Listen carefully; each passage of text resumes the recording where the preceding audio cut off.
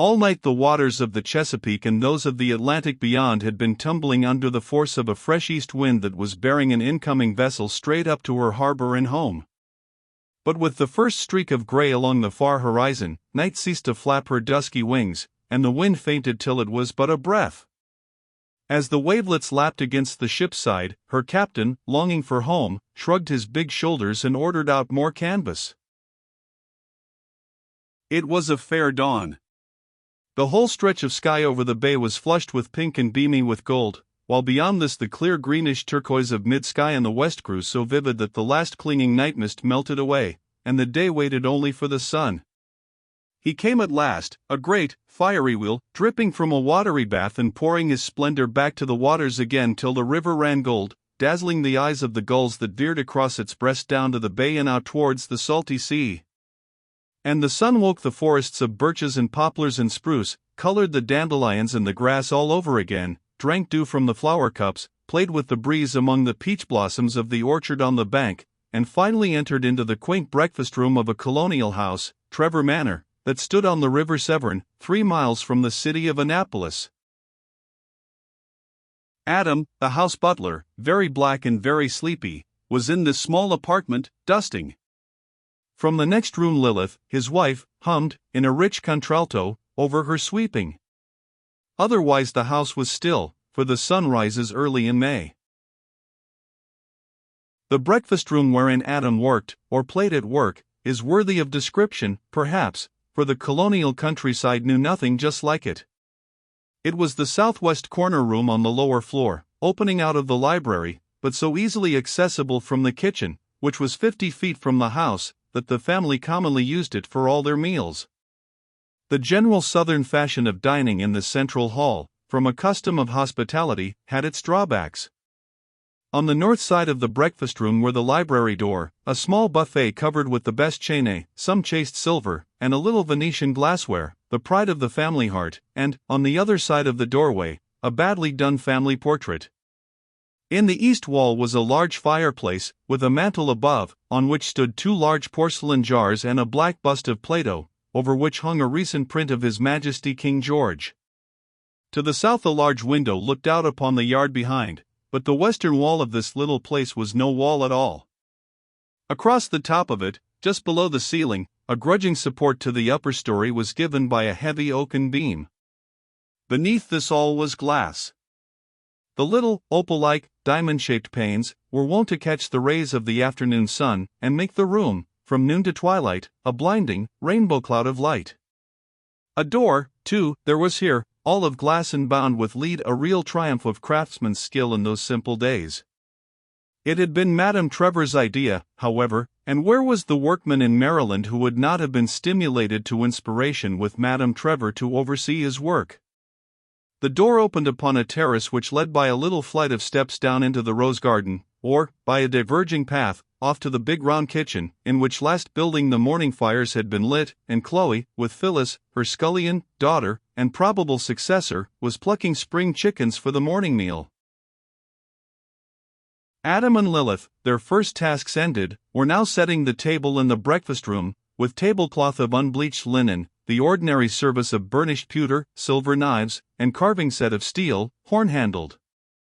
When the 6 places at the oval table had been laid, Lilith disappeared through the glass door, to return presently with a great platter of newly picked strawberries, green-stemmed, scarlet and fragrant, and still glistening with dew.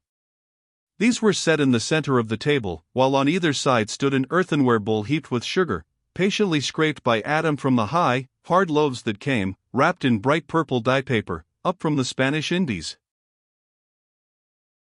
The sun being by this time nearly 2 hours high in the heavens, the breakfast room was deserted by serving folk to regain a more tranquil tone for the reception of its ordinary habitants.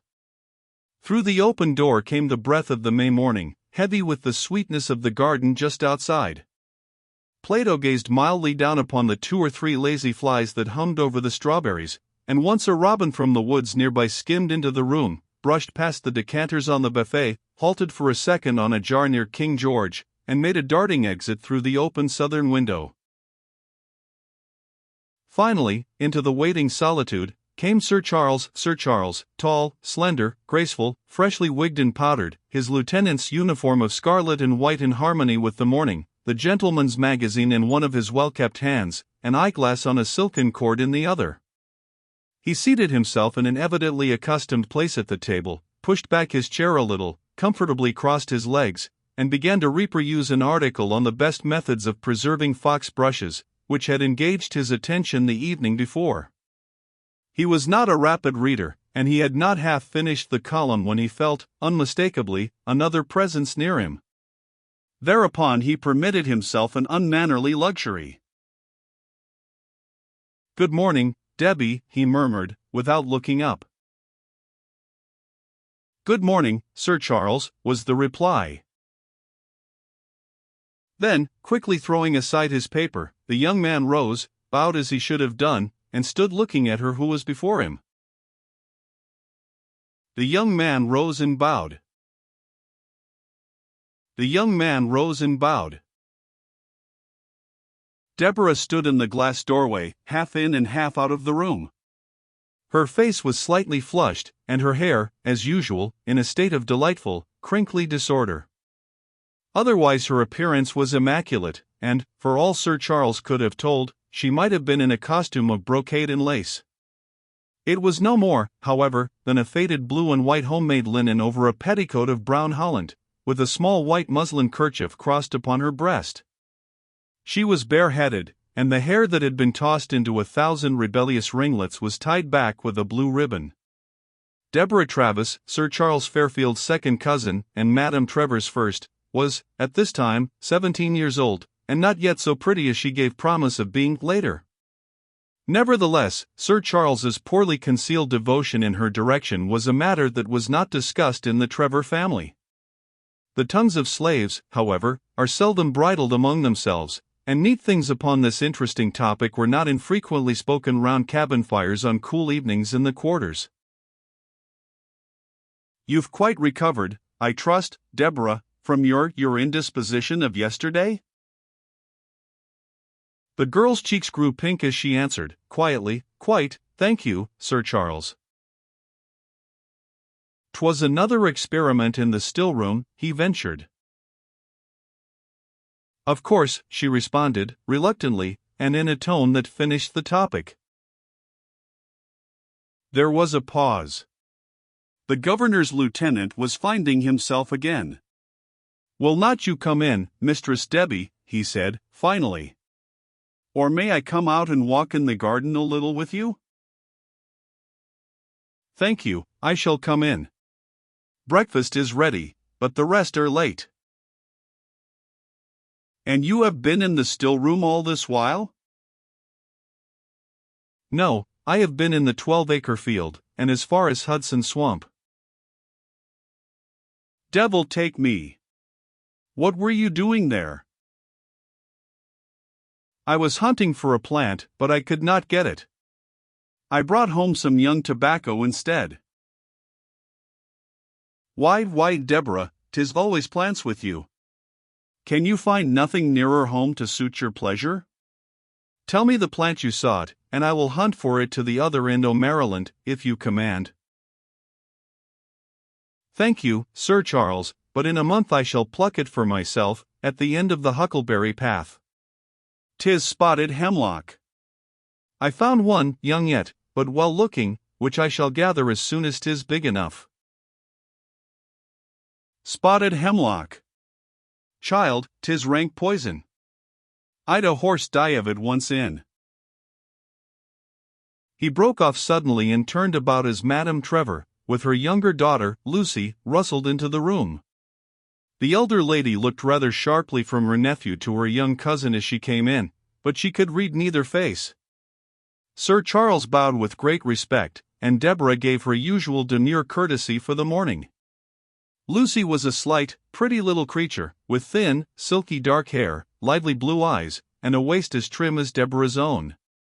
She greeted the two cousins with equal grace, but seemed to prefer Deborah's company, drawing her a little on one side to show a spindle prick upon her finger. Their whispered conversation was interrupted by the entrance of the master of the house, Madame Trevor's only son, Vincent. He was a well-built, muscular fellow, a trifle short for his breadth of shoulder, with the family's blue eyes, and hair so black that the powder but badly concealed its hue.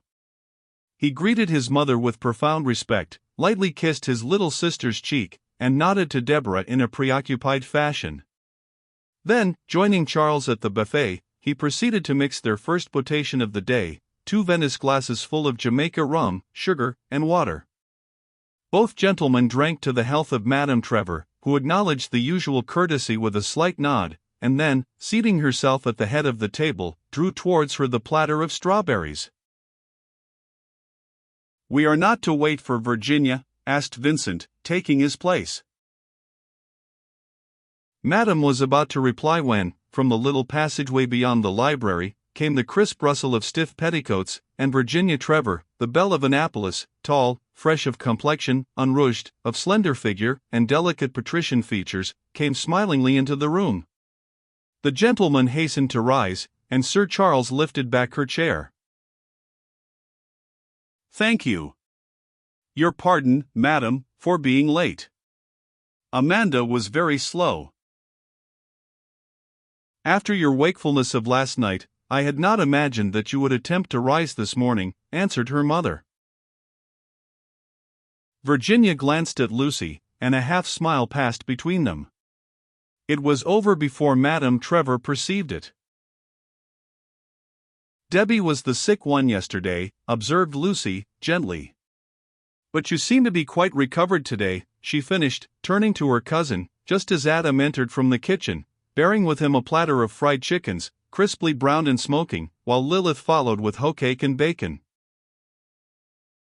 "Deborah's illness appears to be a matter of her own choice," remarked Madame Trevor, with displeasure in her tone. "She has been warned of the dangers of her strange and useless experiments.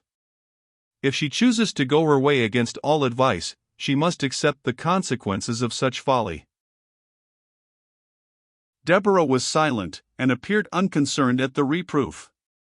Virginia, however, rather unwisely, spoke in her favor. "Indeed, Debbie's experiments would seem to me most useful, mother.